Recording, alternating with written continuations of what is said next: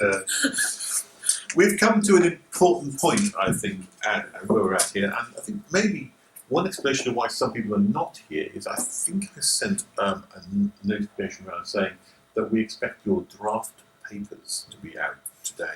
And I expect a number of people haven't got draft papers, in which case they sort of stayed away and hoped no one's going to point the finger at them and say, show me your draft paper, which I don't plan to do. And I have a much more gentle approach to that. And I think that what I wanted to do is really give you a kind of a milestone to work towards kind of thing. It's an informal submission, this is called. In other words, you don't formally upload it, you don't formally even give it in. But what I do want you to do is to bring along a printed out copy of where you've got to so far. Okay? And I say it's not marked as such, it's not even going to be part of your assessment process. But what it does is it provides you with another achievable goal to say, all right, the next stage is to get something out, printed, and having printed it, well, what you do is bring it along here, and then we'll engage in a little bit of peer review, an informal peer review. And the idea will be that I'll get you to swap your paper with somebody else, okay? And you can choose who you wish to do that with. I'm not going to impose it. You swap with someone else, and you get them to go away and read it and write all over it, and to give you feedback on your paper. And then next week you come back, and then you can see what the feedback is. Okay, that's a kind of informal peer process, and I think it's one which you will find beneficial. I think one which it actually takes place really in academia. When I went to my conference in Barcelona this last week, and I know someone has to do it. It just happened to be me this time. I'm glad it wasn't. I'm guessing the weather was awful. The weather was bright and sunny actually, very hot. A bit too hot. But when I was there, what you're finding there is a group of people coming from all around the world who are bringing their papers with them. In fact, I have a small selection of the papers which they presented at Barcelona last week here. And I'm going to hand these out to you later on so that you can have a look and see what kind of papers they are, because they're very similar to what I'm asking you to do. Okay? And these are straight off the conference floor. And what people do is they bring these along and they read their papers or they present them. It used to be called reading a paper. I'm going to read a paper at a conference. And in the old days, they'd stand up and they'd read it out word for word, you know. Terribly boring. These days they just present their papers, they present their ideas to an audience. An audience often not much bigger than this audience here in this class. And they would present their ideas, and then, having stood up and spoken and explained everything, they would then get feedback from everybody else in the room. People say, I have a question. And some of those questions can be very telling. Some of them can be quite brutal in the way in which people can be very harsh. In some kinds of academic environments, when it's sort of dog-eat-dog, they can really be very vicious with each other. You know, I suggest the honourable gentleman is made a blundering, stupid error, and his conclusions are totally wrong. We don't have that kind of environment here, but I'm pleased to say. But for the most part, it's not like that. For the most part, it's genuinely people are saying, well, actually, I didn't think that was strong enough. Do you think there's a gap here? And by getting that kind of feedback, you think, well, I hadn't thought of that. It didn't really strike me, but now I can see it. And if you can then rise above the criticism, I think I've spoken to you about criticism before, how important criticism is in all our lives in order to improve. There is no improvement without a critical view on something. And that critical view allows you to move on to the next stage and to improve what you've done. That forum gives you that. Peer review gives you that. Us together, working together, can use our collective abilities to use that to improve each other's work. Okay. And that's exactly what happens in research and in academia, and in conferences, and in journals, and in papers. That's where the whole process works. So using peer review amongst ourselves is identically the same process. So what I'm trying to say to you, I suppose, is do not be afraid of criticism. Welcome as a friend. And actively go out and seek it. And I'm going to suggest to you that if you can get as many people to read your paper as possible, not just one person I'm going to start you off with, but as many people as possible to read your paper, then that will only benefit you if you approach it in exactly the right kind of way. Never, or try not to be defensive. The natural approach is to be defensive about people who say, this wasn't very good and that wasn't very good. You think, I'm being personally attacked here, I'll defend myself. If you can get rid of all of that, go and say, well, let me think of it clearly. What are you really saying? That's not clear. Okay, I'll look at it again. You take it away and you improve it. It gets better. Okay, so that's where we need to get to. That's where you need to get to in your lives generally. I've discovered that myself, having been around a bit now, that whatever areas I'm living in or working in, I only improve and I seek to improve, but only through people being fairly honest with me and saying, well, you could have done that better, Phil. Okay, I'll take that on board. I'll try and do better next time. And a lesson for all of us. But let me take you to what we're looking at today. I want to talk to you about how to write an academic paper.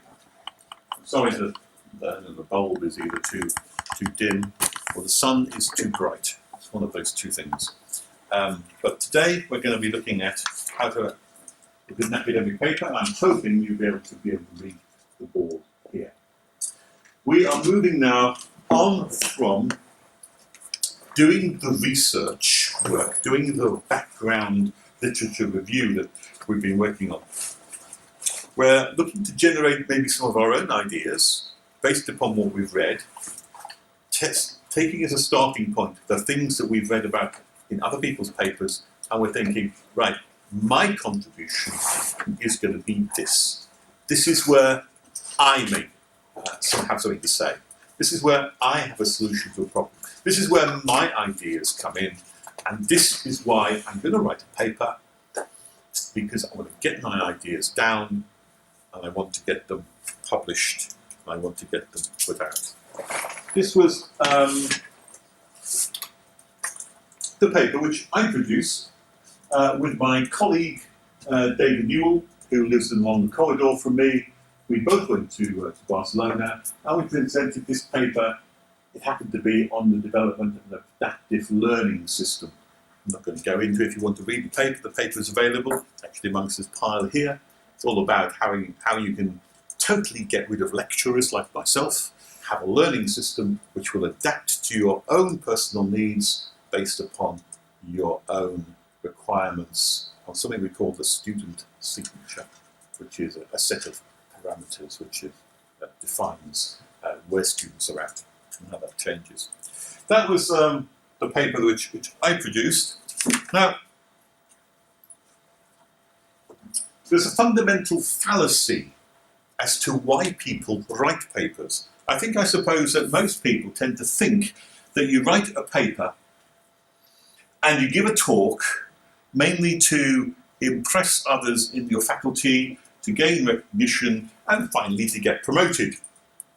And it's not really quite like that. It might be a bit like that in the dog-eat-dog circles of universities, but the real reason you would be writing a paper is mainly and fundamentally to get your idea, welcome, to get your idea out in the open and to communicate your ideas to others. If you like, ideas have been thought of as a kind of virus, and if they really take hold, they can infect people's minds and infect the whole of communities and societies, and ideas can just take off in a really big way once they take a grip on that.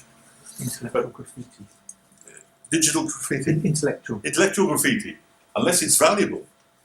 But let me tell you that the very best ideas that you have, the very best ideas that are in your head, are totally worthless unless you can communicate them to others.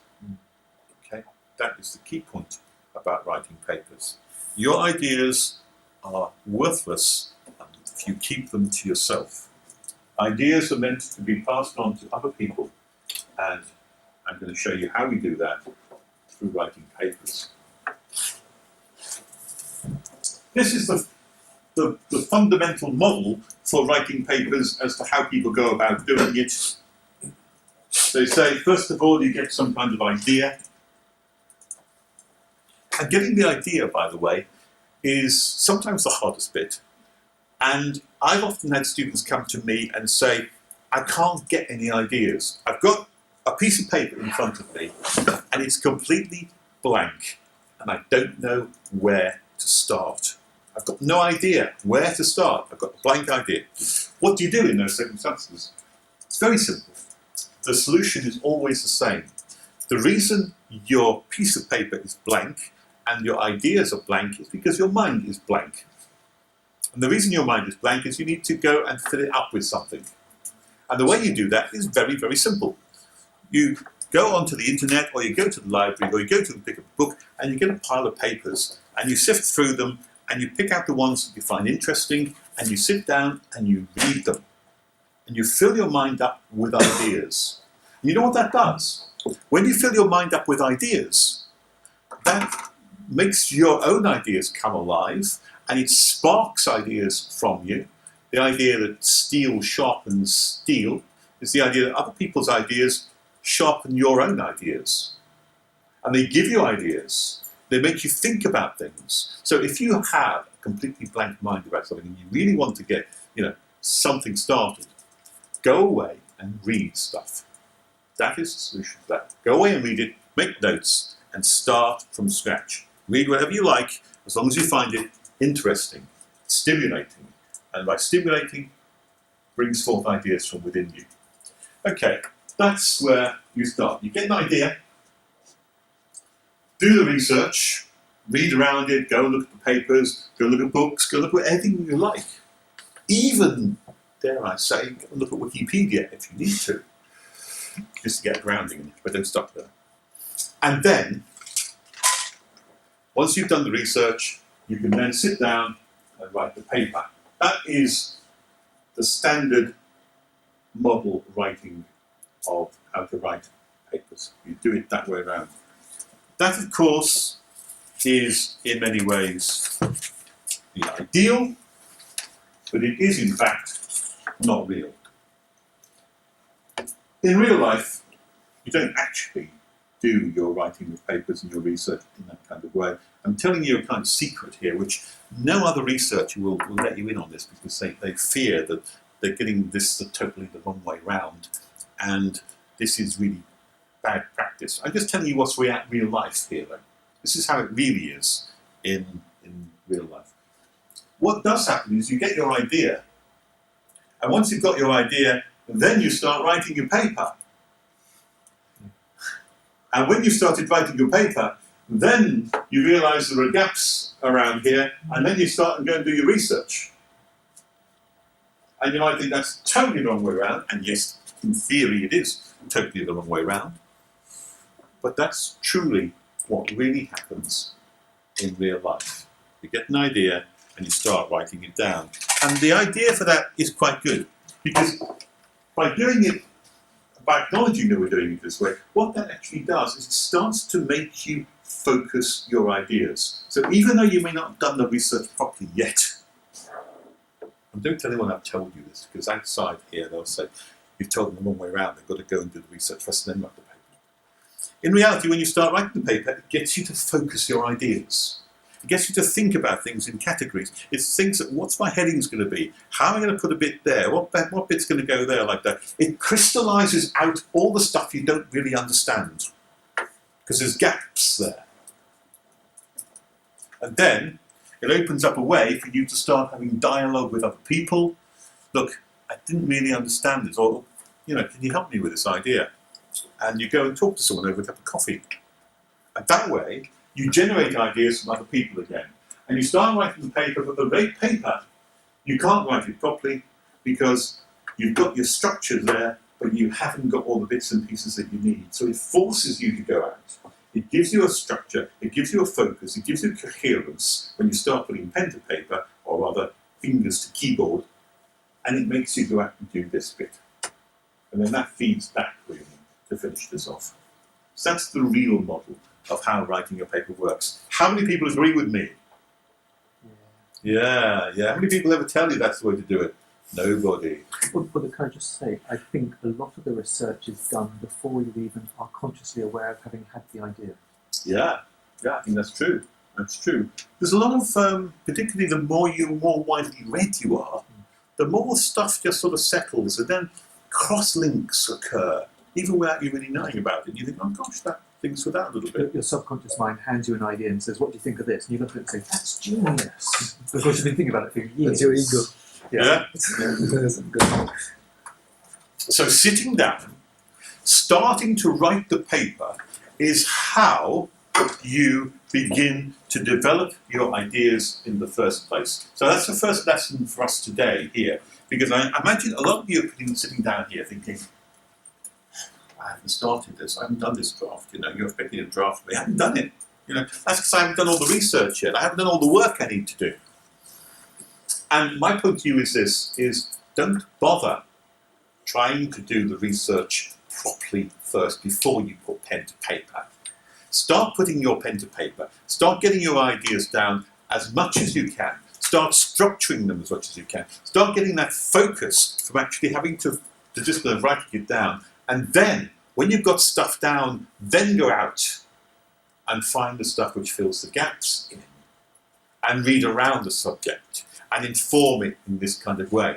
So you're starting thinking, how do I do my draft paper? Where do I begin? Don't have to get your research all completed first. Yeah. So doing it like that, it becomes more of a kind of an iterative process. It is. So And you carry on, you come up with a structure, and you find the structure's wrong. So then you change the structure and you do it again. Yeah. And you carry on.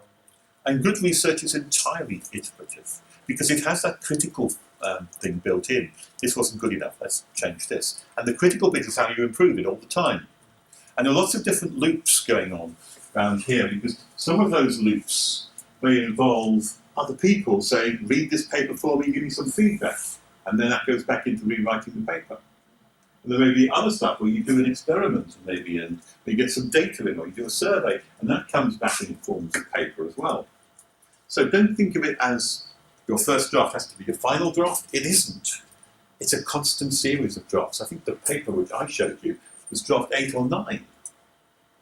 Lots of stuff going on all the time there. So there's the key thing then. Writing the paper, starting to write the paper is how you develop your ideas in the first place. And often it turns out more challenging and interesting than you ever thought possible when you first start to sit down and write about it. That's the real model then, for paper writing. The other thing I wanted to tell you, as a kind of sort of friendly gesture really, is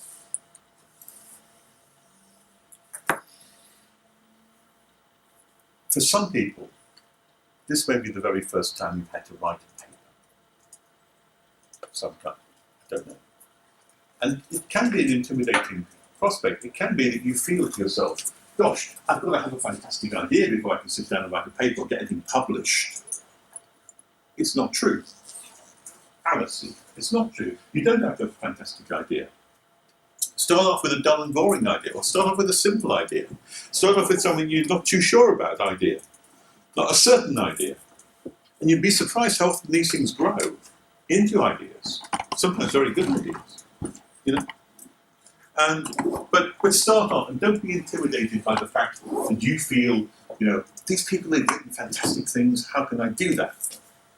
Latex these days, from my experience, they'll use Word and they will use PDFs, and they have now become basically standard. Word and PDFs.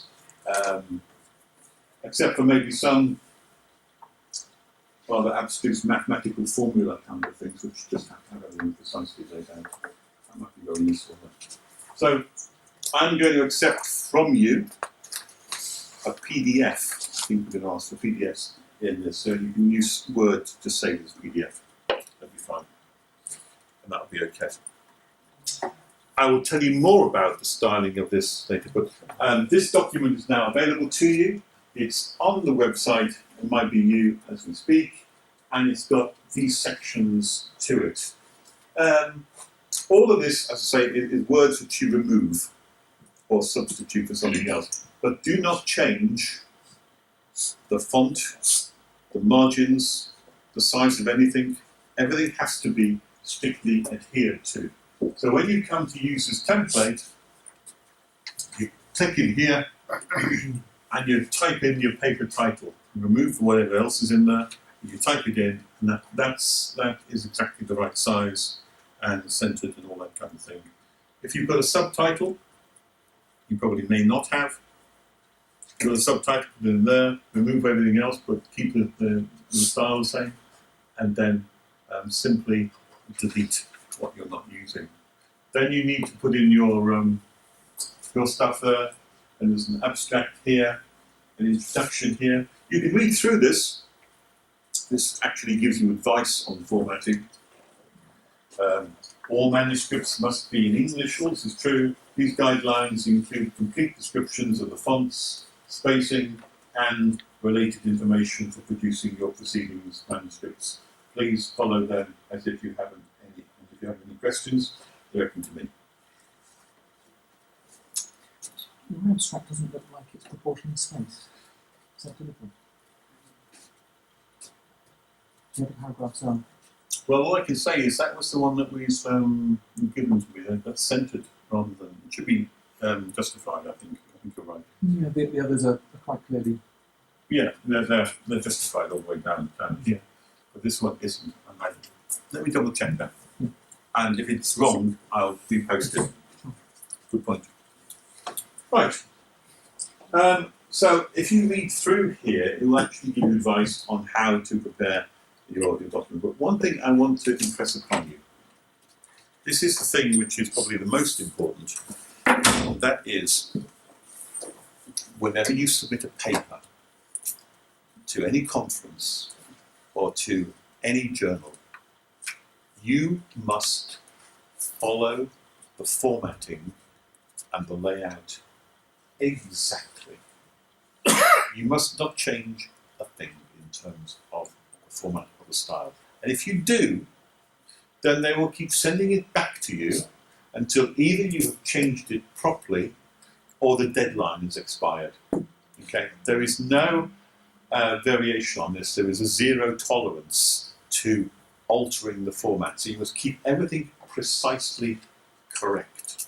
And they are sticklers for this. Journals are absolutely bang on about this because the last thing they want is an ununiform set of papers looking through different margin sizes or different font sizes for people looking through their journal.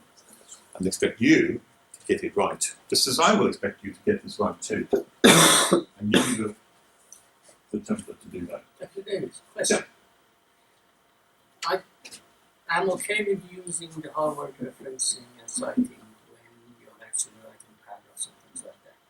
But let's say if you are creating a table, and in that table for one topic you are giving several references, can I use numbers in that case, or do I still have to write them? It still has to be, yeah, I know it sounds ridiculous, doesn't it? Because numbers are nice, concise things. It's actually the space in the table. Yeah. Because let's say if for a specific topic I found 10 useful papers, to write all that longhand is gonna make the table looks absolutely horrible. It would do, wouldn't it? There must be some other way of doing it. And I wouldn't be surprised if the library has some method for adjusting that kind of thing. Because they seem to have style sheets for absolutely every possibility. So it might be worthwhile looking at them, you know, every single occurrence. But you can't mix the styles, is what I'm saying. Just wouldn't do. Right. So here, then let's look at the nitty-gritty detail of the paper itself and what I'm expecting it to form. I've shown you what it looks like. What about that's its form? Let's look at its content now. Typical academic paper structures look like this. They have a title, a name, and an affiliation at the top.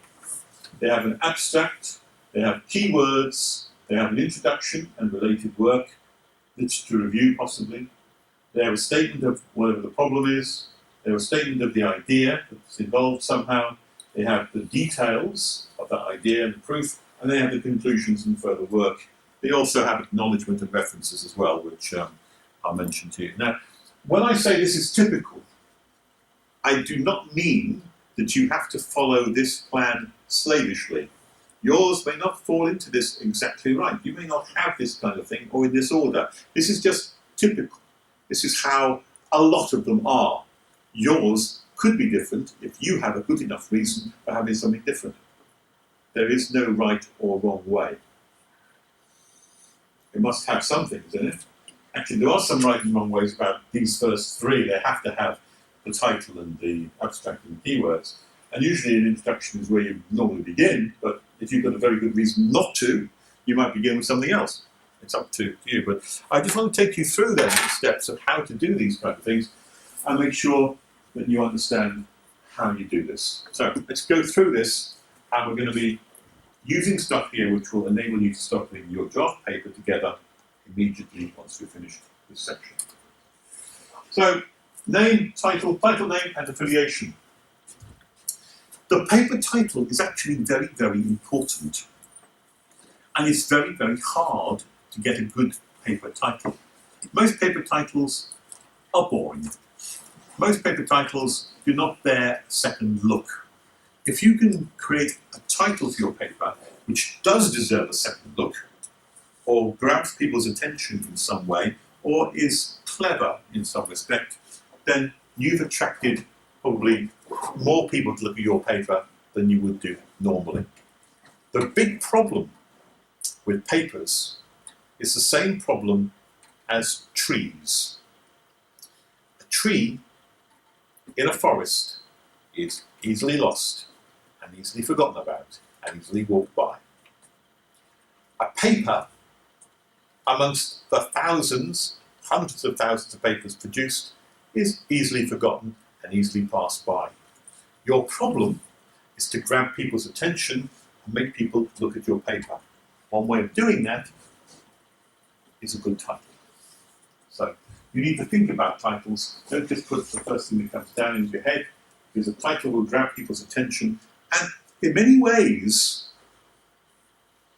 a part of writing a paper is marketing. I hate to say it. But you want to convey your idea from your head into other people's heads. You have to be able to get those other people to turn around and look at you and say, oh, I'll look at that then. Is this different with Google though?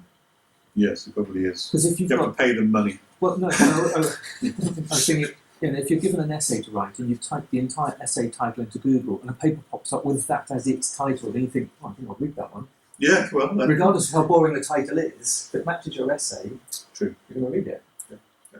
Depends how significant it is to you personally, of course. Title. Subtitle, you may not normally have one, some people do, but if you do have a subtitle, probably 99% of people don't have a title or subtitle. So just delete that entirely. And then we've got the author's name for the first affiliation of the author. So in this section here, you type in your name. You get rid of everything else. And you notice that's a particular kind of font, particular kind of size, keep it. Then there's line 1 of your affiliation. Affiliation is who do you belong to, who are you affiliated to. And by that I mean who do you belong to academically. Which institution are you a member of? You're all institutional members of Bournemouth University and in the Department of Science and Technology. So you've got Department of Science and Technology and Bournemouth University and Poole, Dorset, whatever it is, and your email address. Keep it into 4 lines, not allowed 5 lines, you've got to do it all in 4 lines, so leave it like that. Put everything in there and put in your affiliation as the university. You're entitled to use the university as your affiliation as students of the university.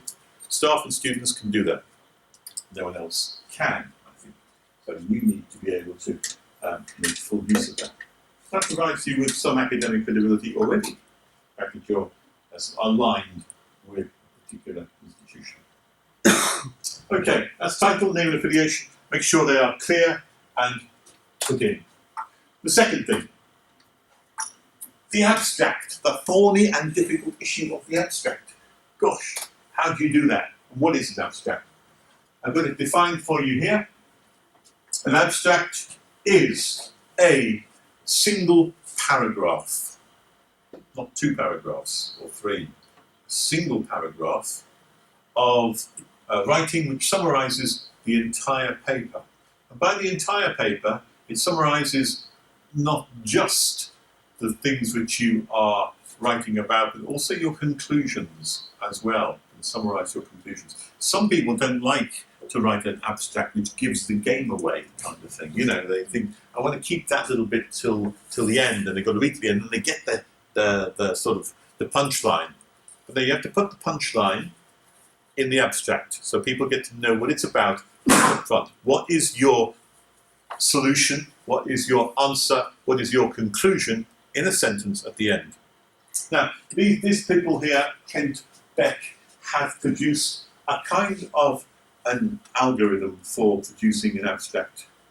You don't have to use this, but if you don't know how to write abstracts, this is a good starting point. Okay? They say you can write all abstracts in 4 sentences. That doesn't mean that if you want to use 5, 6, 7, or 8 sentences, you can. Okay? I'm not saying you've got to have 4 sentences. These people say, if you don't know how to write an abstract, if you've never written an abstract before, we'll give you a little tool which helps you to do it using 4 sentences. Once you've passed beyond the little tool usage and you've got to write it yourself, you can do whatever you like. But this will start you off. 4 sentences. First of all, with the first sentence, state what your problem is, or what the problem is that you're looking at. With the second sentence, say why it's an interesting problem. With the third sentence, state your own idea and how it solves the problem. With the fourth sentence, say what follows from your solution. If you can write 4 sentences like that, which summarizes your paper, you have written the perfect abstract, according to Kent. Okay? Let me give you an example of what that would look like.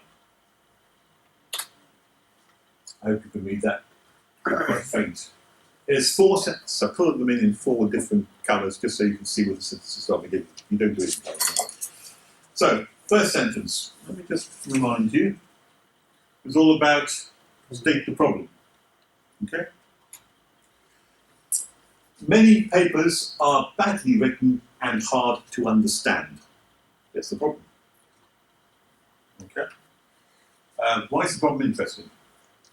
This means that a lot of very good papers or ideas don't get looked at and they may go unappreciated. That's why the problem is interesting or why it concerns us. What's your idea and your solution? By following some simple guidelines outlined here, you can dramatically improve the quality of your papers. I've got a solution. Okay? And what's the impact of that? Consequently, your work would be used more, and the feedback you get from others will in turn improve your research. So that's an abstract. That's typical. Short, sweet, to the point, covers everything, and in 4 simple sentences does the whole lot. Okay.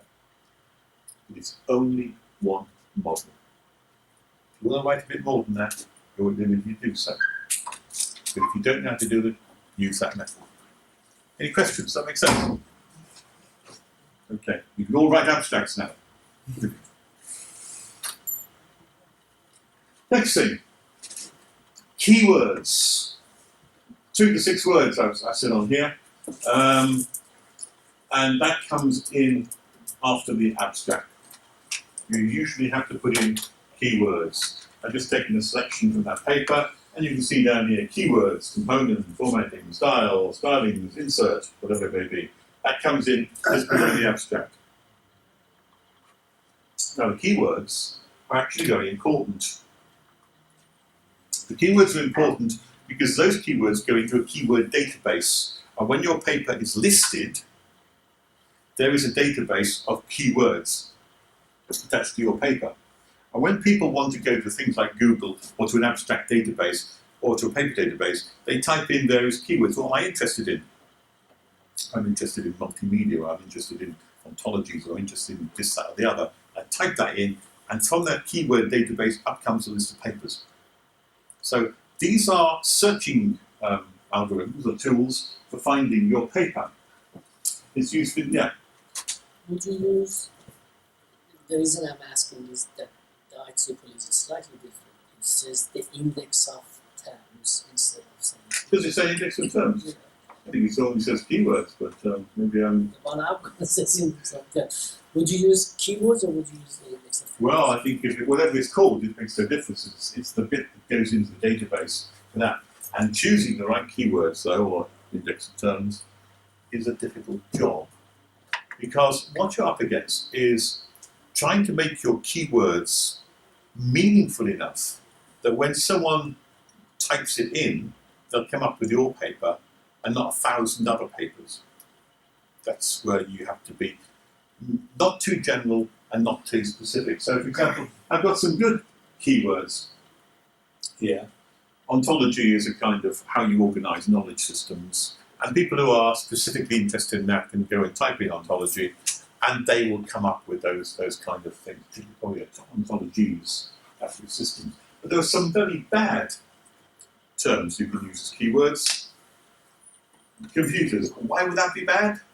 Too many hits. 9 Too million many papers. hits. Yeah, 9 million hits. You know, how do you distinguish your paper out of that? It's not good enough, not precise enough. What word will sum up your paper and what it's really about? Not be too precise that no one will use it, or not precise enough that everyone will be hit by those things and those. This one here I chose because that was a colleague was working on an area called computer supported collaborative research, and they invented the term CSCR because no one else used it. Well, what is the point of putting that in as a keyword if they'd invented the term themselves, because no one else is going to search for it, you know? So, not a good idea to use that as your keyword until you become established. Keywords are separated with semicolons, and again, keep it correct Do format. what keywords have to be single words? No, they don't actually. So you can have a doublet. Yes, they can, provided they've got semicolons. So you could say computer science. Yeah, computer science. Again, there is a discrepancy. Some of them are separated by commas. Someone separated Some by of the comma, papers are single. well, the IEEE one I was working on, It's a semicolon. separated by semicolons. So yeah, adaptive system is 2 words. Okay, so you've got a title, name, affiliation, abstract, keywords. Now you come to your introduction. I put related work. And this is written from the point of view of writing a general paper. You might be writing a specific paper about literature review, in which case this will be quite a big section here, because related work is what other people have done. That's mainly your literature review possibly. But if you're writing a very general paper, then it may form this kind of way. You just look at the related work over a short space of time. What does that look like? Well, when you're writing an introduction, you really have to set the scene. And this, again, a difficult balance here, because you don't want to be too obvious and say stuff that everybody knows.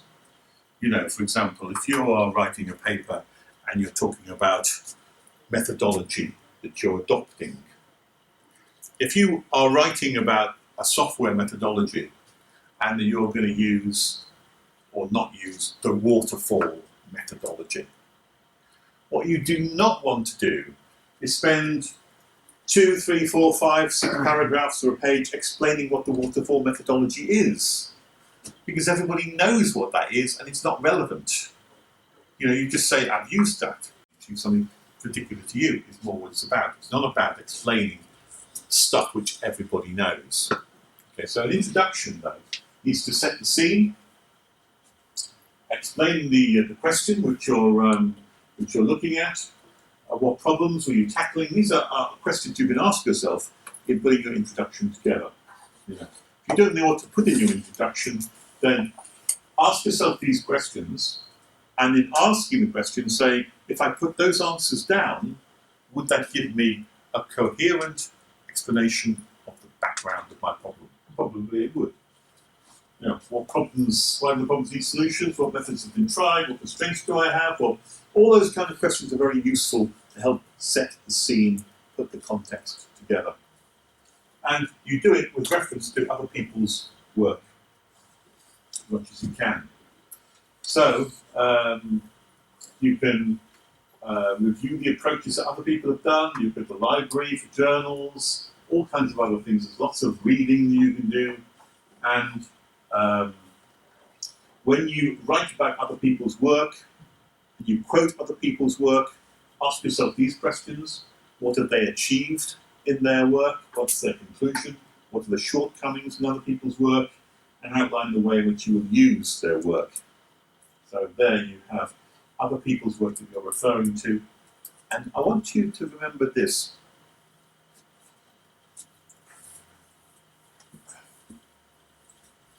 That what makes your paper valuable is not just listing other people's work. What makes it valuable is what you think about other people's work. You're weighing it up and you're saying that they did this well, they didn't do that well. It's your views on their work that counts. You have an opinion now. You have a voice, and you need to use it. And you need to be able to say, that was good and that was not good. You evaluate other people's work. That's what you do in a literature review. You say that so-and-so has covered this area, but maybe they didn't do this bit or that bit. Maybe I can fill in this gap here, kind of thing. Don't just say what they did, say what you think of what they did as well. So, you can write an introduction. I would spend maybe a page or two on the introduction and related work as well, unless you're doing a pure literature review, in which case that may be the whole lot. If you're looking at a particular problem and your idea, then your problem and your idea can go together, about half a page for each. These are only rough sizes, by the way. You're not really held there. Don't say, oh, I haven't got half a page quite right on. I've only got a third of the page. I've got to think of something else to write. It doesn't work like that. They're just rough ballpark figures. You can change them if you need to. So you start off with other people's work. You've done a literature review. It's a starting point. Now, what's come out of that literature review that indicates a problem that you want to look at? What approach are you going to take to it, and how is your approach been influenced by the research that you've done? Explaining the problem, then.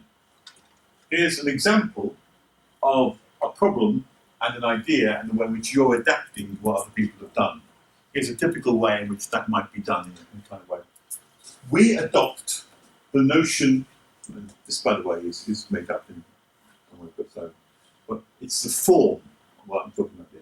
We adopt the notion of transaction from Brown, as modified for distributed systems by White. This shows that you've done your background homework.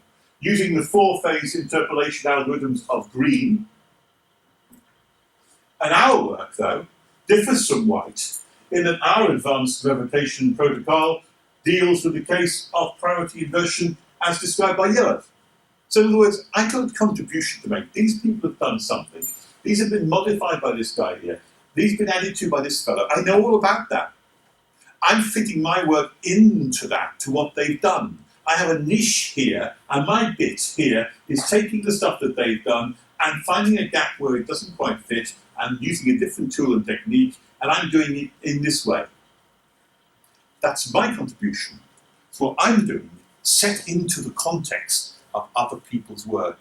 White's here, Brown's over here, Green's over there, and I'm there. And I'm pulling these bits together. And I know about these other people because I've done the work on it.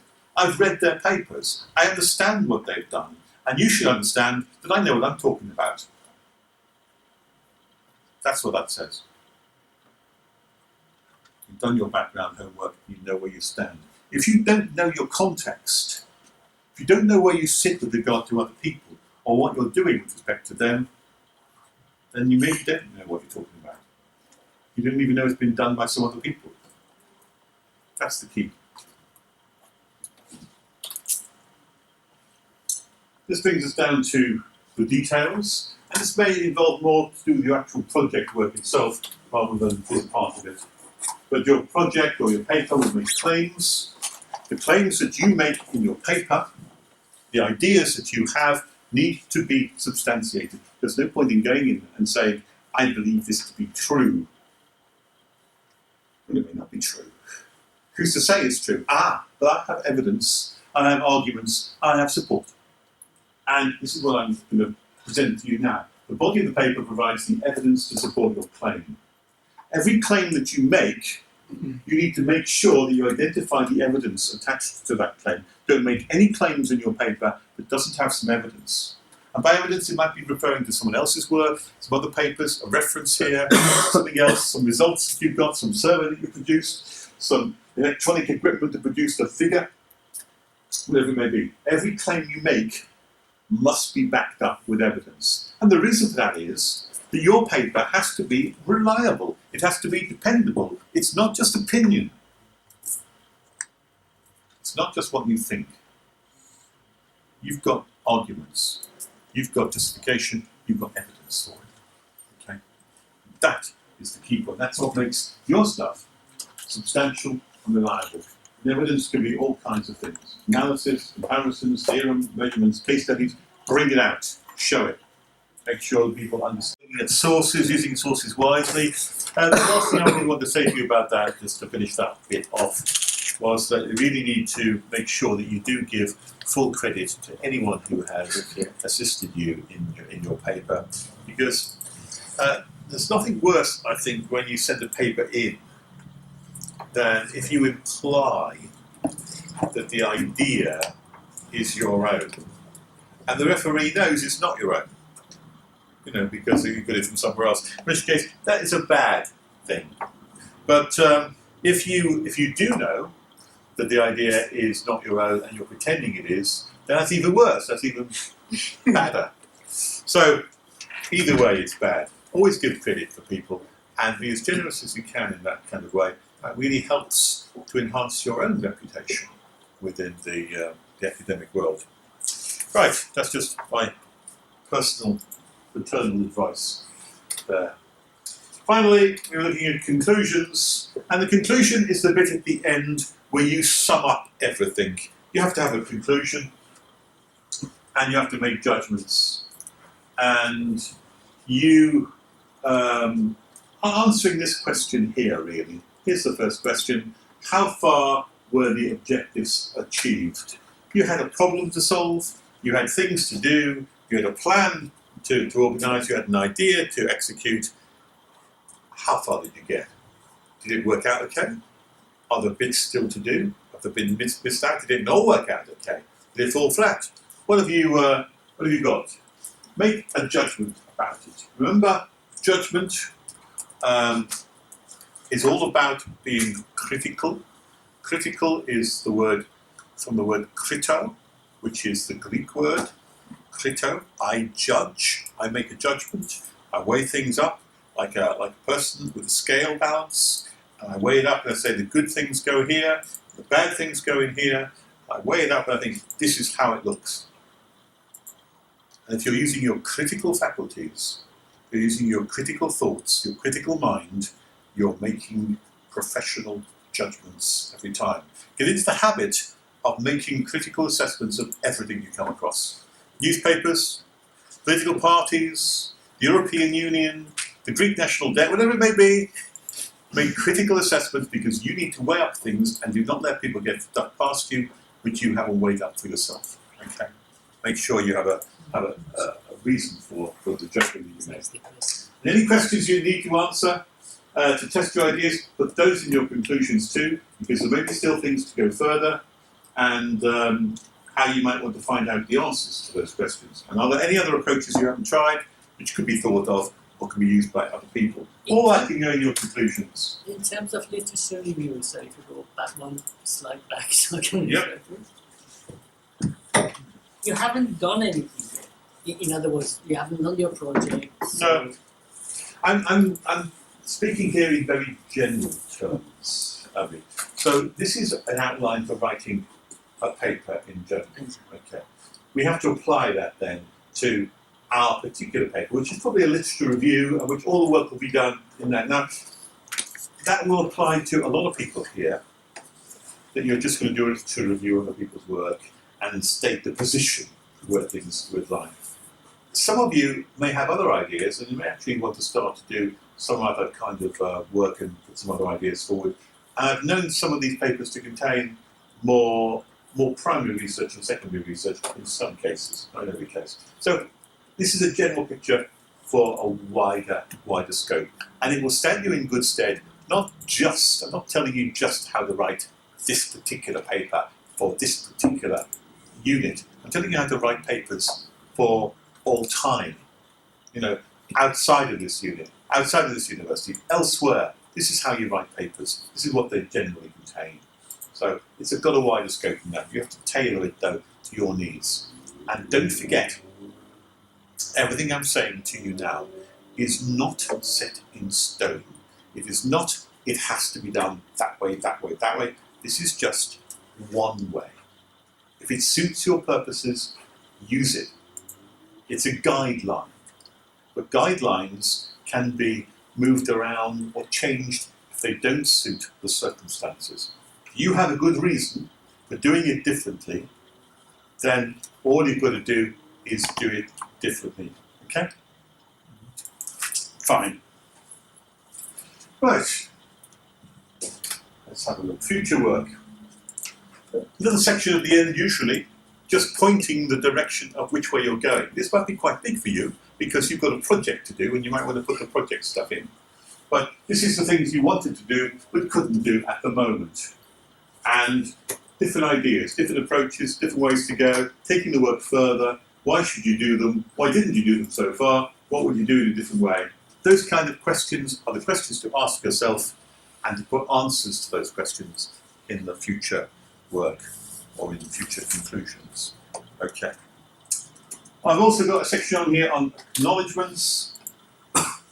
It's very common at the end of the paper to acknowledge those people who assisted you. Now, if you are writing an academic paper, then usually students have a grant from a research group of some kind, and nearly always they're required to put down the acknowledgement. I gratefully acknowledge the assistance, the financial assistance of the Social Science Research Council, whatever it may be. You know, if you've received some money, then always you put acknowledgements in for that. Any other kind of assistance you've had during the paper, then you put that in under the acknowledgement thing. It's your opportunity to thank people. Yeah. Sometimes I've seen acknowledgements at the front before, or just after the abstract. Usually in dissertations, Yeah. but in written papers it comes at the end. Why is that in dissertations? Dissertations tend to be more like book-like things. Oh, okay, so it's like And the author. It's like a preface just before the contents page. It's like in books, but on papers they just have a little section right at the very end saying we acknowledge the grateful support of whatever it is. So don't forget the acknowledgements. If you have anyone to thank, then put those in. And then usually right at the end you've got your references section. All references that are in the text of your paper must be in the references section at the end. Okay? Do not reference anybody's work that you don't put the full location of that work in once. And it's important that you do that. And similarly, it works the other way around with references too. With references, don't put anyone in your references that you don't actually refer to. A reference literally means that you refer to it. And you have referred to it. So in the paper, you've referred to someone else's work, you refer to it, so it's in the references. If it's in the references, it must be referred to. If it's referred to, it must be in the references. It's a one-to-one isomorphic correspondence there between those two. It's only different if you have a bibliography. A bibliography is a wider group of readings which you may not necessarily refer to. Bibliography literally means a catalogue of books, or if you like, or writings. And that can be a long list of stuff which has informed your thinking, but not necessarily directly referred to. So don't confuse those two. References are referred to. And if you've referred to something, then go in the references. But a bibliography might contain a wider group of things. Okay, and if you would be using the Harvard reference system, the link is consistent with Bournemouth University, and the full guide we've seen. I think I've gone through all that. So your paper will eventually look something like this. Yours won't have two authors to it, it'll just have one, so you'll have one thing in the middle, you have a title, and it'll all come down looking like that, and it'll go on for, I'm expecting, did I say, how many thousand words, 3,500 words? So approximately 6 pages or so, something like that. But the word count is approximate. When I say 6 pages, I mean because I'm expecting maybe some diagrams in there, some charts and some illustrations. It's the guide to diagrams. Yes, Size. there is a diagrams. It's in the template itself. It tells you how to reference them, how to number them. All figures that you put in have to be numbered: figure 1, figure 2, figure 3, figure 4, and you can use the tools in Word which will do that for you. They have to be numbered sequentially, and there are rules about how to do it. The rules are written in the template. Okay, everything is written in the template. So, for example, when you are putting figures in, every figure must have a title underneath the figure in a certain format. So, it'll say figure 1, and then the name of the figure, figure 2, and then that's underneath the figure in a certain format. I think it's 9, times over 9. Tables, on the other hand, must also be numbered. Table 1, table 2, table 3, but for their system is you put tables names at the top of the table. All of this is described to you in the template itself, so read the template. Tables referred to at the top, figures referred to at the bottom. This is just part of the standard way that people do things. It's a convention. There's no right or wrong except for that particular journal that you're publishing in, and they'll be very hot on it, so you have to do it exactly right. I speak from experience because I'm one of the kind of people who has sent a paper in and say, oh, you've got your figures wrong, put that back right, and put them right now. Oh, you got this wrong, put that right. And oh, you got the font wrong, oh, put that right. Oh, you put the square brackets in the wrong way around. Oh, put that right. Well, if maybe it goes back and forwards 3 or 4 times, may even go back more times than that, but in the end, you get the message. They're not compromising on what it looks like. Get the thing together. They want it like that. Do it properly. So, I've learned the hard way, and I hope to pass on my experience to you, so you don't have to learn the hard way either. A few extra things for you. First of all, when you write your paper, get some extra help. What do I mean by that? Because you're not allowed to get extra help to write a paper. No, write your paper yourself. You do that, and you have to be responsible for what you write. But you can get extra help. Get your paper read by as many friendly people as possible. I've already said that I think they didn't say next week, but next week I'd like you to bring a draft done, okay? Some of you may have brought the draft today. Have a week's grace on that. Bring a paper draft. It may not be complete. I'm not asking for complete perfection. A paper draft next week, bring it along, and we'll swap it around with other people. But then get as many people to read your paper as you can. Get some experts if you're able to. They're good. But non-experts are also very good too, particularly if they're native English speakers, to get the English right, because nearly all academic papers are written in English these days. You will find exceptions, but they're all in English. Get people to read it who will help you, if English is not your first language, to get that well written. And remember this, that each reader can only read your paper once for the first time. And you get sort of paper blind after a while. You read it over and over again. You can't see all the stuff. People who read it freshly for the first time are very valuable because they can see things often that you can't. Use those kind of people carefully and explain carefully what you want when you give them the paper to read, and and get some feedback from them.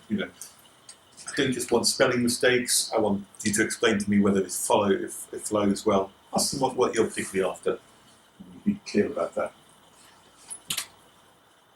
When people review your work and give you some feedback, listen to them carefully. I've already laboured this one early on.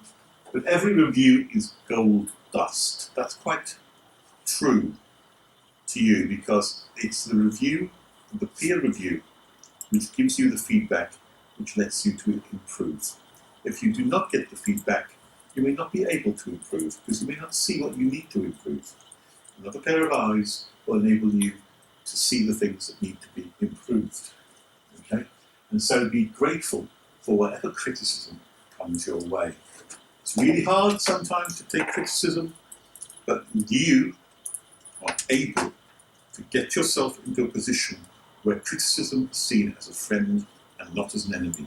Welcome it. It's good for you. Really, really important to do that.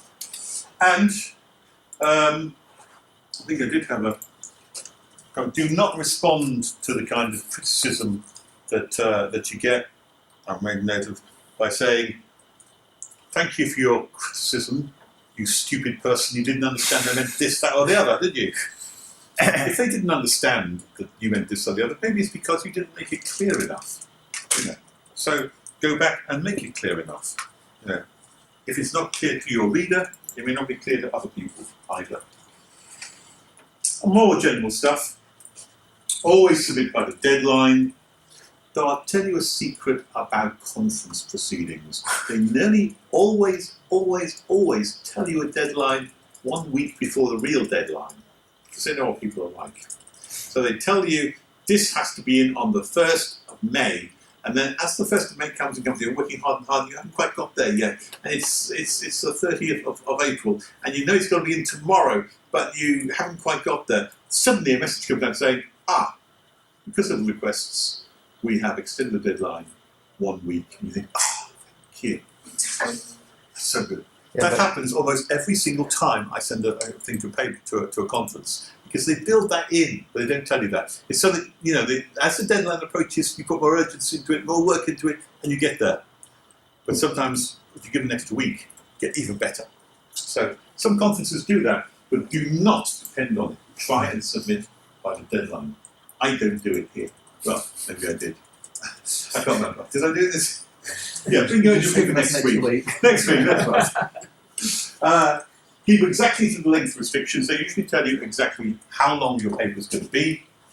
And if you, for example, they say 6 pages, the ones I've got here, they give you 6 pages to do 6 pages. If you do 7 pages, they will usually charge you for that. And they will say, we charge you £500 for every extra page, because we're publishing it. Okay. And you think, I don't want to pay an extra £500 for an extra page. So don't narrow the margins, don't change the margins, don't widen the margins to get more stuff in. It doesn't work that way, but keep it all the same. Don't change the font, don't use small fonts, try to get more stuff in. Always use a spell checker and always follow the rules exactly, or you'll get it thrown back. Okay, that's my experience of this kind of stuff. Visual structure. Do you have a suggestion for ratio of references per Sorry, no. ratio of the references per number of notes Oh, or pages of paragraphs? there is no hard and fast rule for that. I tend to think that there's an average, and I suppose people could do an average count of how many references for a paper, and I'll hand out some papers here for you, and you can see. Because I've seen paper with 5 references, and I've seen papers with 65 references. Yeah, but it might be 5 really good references, and the other ones might be rubbish. No, the older Use to paper, know. the older paper, there was no material before, so there's only 6 references. I know. If you've got too many Yeah, so references, they're probably not very unique, is it? It probably isn't It's actually. not No. very leading edge. If everyone's done it before. I mean, this one here's got 29 references. I'm going to hand these out. This is a short paper with 11 references. You can see what it's like. This one's got 15 references. It all depends upon the area in which we are It does. It's how long the piece of string. Well, they're sometimes this long, sometimes they're that long. If you're reading a book on neurology, it's probably 25% of the thickness of the book. It could well be actually. Yeah. Let me. No, I'll do those in a minute. Visual structure. Make your paper appealing visually. There's nothing worse than just having blocks of text all the way through, because it looks terribly boring and difficult to read and intelligible. If you can put in charts, if you can put in diagrams, which will enhance the argument and improve the understanding, please put them in. You know, that really does help people to. It breaks up the stuff. Use sections, bullets, italics, laid out code if you're using coding. Find out how pictures can be incorporated if you're able to do that. But put whatever it is, the touchstone here is it must be relevant. It must enhance what you're saying. Don't add them just for fun or for flavour. They must enhance what you're saying. And if you can put them in, do put them in, because they usually make the paper far better. So put some visual structure to your Where paper. do you stand on colours? Where do I stand on what? Or what's the standard for colours? Do you use colours in the paper or not use Oh, colours? most don't print in colour, but some do. So you need to find out if the final proceedings are in colour. I think our final proceedings have been in colour the last 2 years. So if you want to use Because colour, tables and figures can be enhanced by colours. yes, they can. So you're saying default to black and white? No, if you're doing black and white, then it will shading can be effective in some cases. Is what I'm trying to say. Yeah. But we have done colour in the last 2 or 3 years. Are we doing colour? We are. I think we are. Yeah. I'll just ask the colour. Do it that way. Right. Use the active voice. I don't want to spend a lot of time on this, but this gives you some illustration. This is a formal, boring way of using of writing.